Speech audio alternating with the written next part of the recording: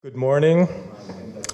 My name is Francis Fukuyama. I am a senior fellow at the Freeman Spogli Institute for International Studies at Stanford University and the director of Stanford's Center on Democracy, Development, and the Rule of Law.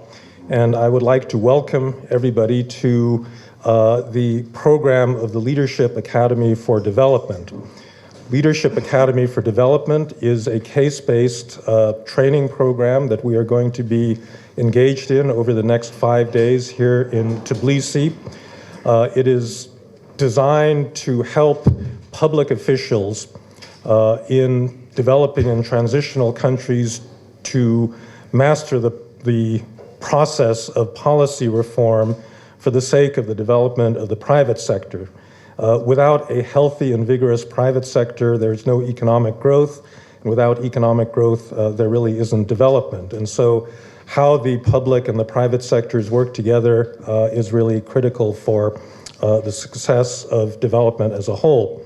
I would like to introduce the number of honored guests today and also the faculty that will be teaching this program.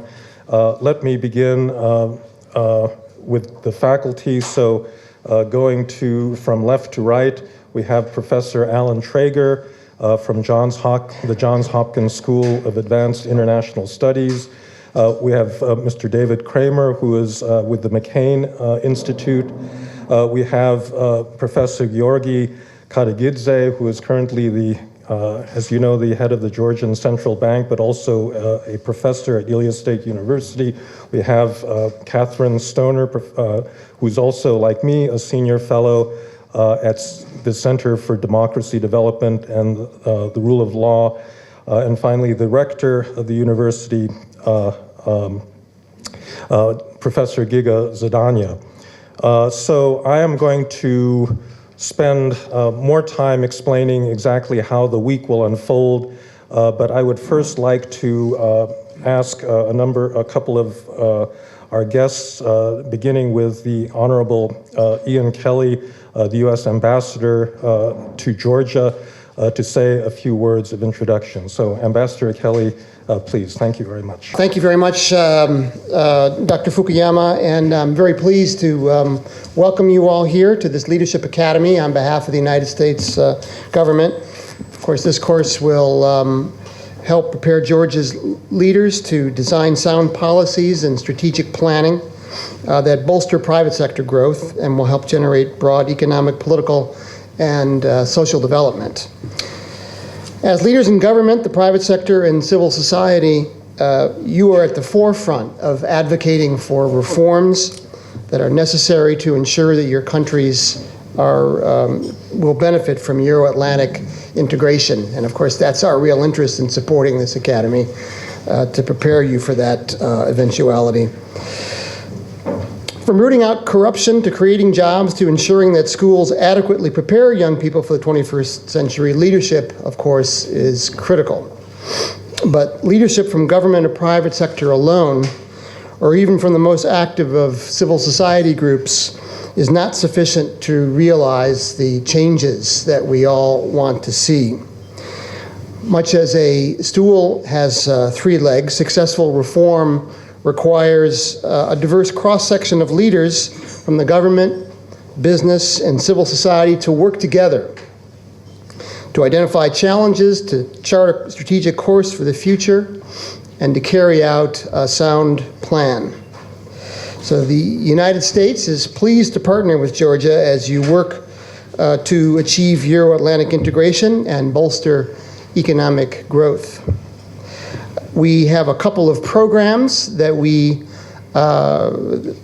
have to help you achieve these goals from the U.S. Agency for International Development. One is called Access, which is our civil society program that helps to improve leadership and organizational capacity, as well as civil society's ability to monitor and influence government policies. Another co-sponsor is the Good Governance Initiative, which supports policy making and public sector reforms across the executive and legislative branches. This week, is yet another example of public-private partnership. This Leadership Academy event would not be possible without the participation of many people and organizations, including, of course, the private sector. And here we have two private American universities, Stanford University and Johns Hopkins University. And I'm also happy to see representatives of leading Georgian businesses here. Civil society, there's some important civil society leaders here, program participants, and of course our local partner is the Economic Policy Research Center. And then finally the public sector. Of course, this is Ilia State University, which is committed to support Georgia's future leaders and to transform the curriculum into a university policy leadership certification course. And of course, there's us, the US government, as well as distinguished leaders from the Georgian government here. So we are particularly pleased to support the successful partnership among the Economic Policy Research Center, Georgian universities, and world leaders in research and education. This partnership lays a solid foundation for the sustainability of Georgian civil society and academia in the global arena. I think this event is very much emblematic of Georgia's important regional role as a model of democratic and economic reforms, and as Georgia moves closer to the EU, makes the reforms necessary to join the Euro-Atlantic community, including NATO. I think Georgia is setting an example for the entire region. So with that brief backdrop, I want to wish you all luck during this week, and thank you for your participation, and thank you for inviting me here. Next, I'd like to invite Professor Giga Zedania, the rector of Ilia State University, to say a few words, please. Thank you very much. When I was thinking about Georgia, one of the general ways to characterize it is that it's a country to which people rarely come only once. It's like people tend to return to it, and I'm very glad that I see Stanford staff who have come here to Georgia a second or third time. Many thanks to Francis Fukuyama, who is actually an honorary doctor of our university since 2014, and we are looking forward to the lectures of David Kramer and Catherine Stoner this afternoon at our university. And the second thing I would like to say is that is one of the best topics one could have chosen at this point of time in this country, and I suppose in the region. The relationship between state and private sector, state economy, is really a defining one. One could say that during the last 25 years we have been governed by two major goals and ideas. The first was the transition from authoritarianism to democracy, and we have learned that this transition is far from being straightforward and direct line, but it's the process in which one falters, slides back, you even get stuck or gets lost, and we have come to appreciate the subtleties and complexities of this process.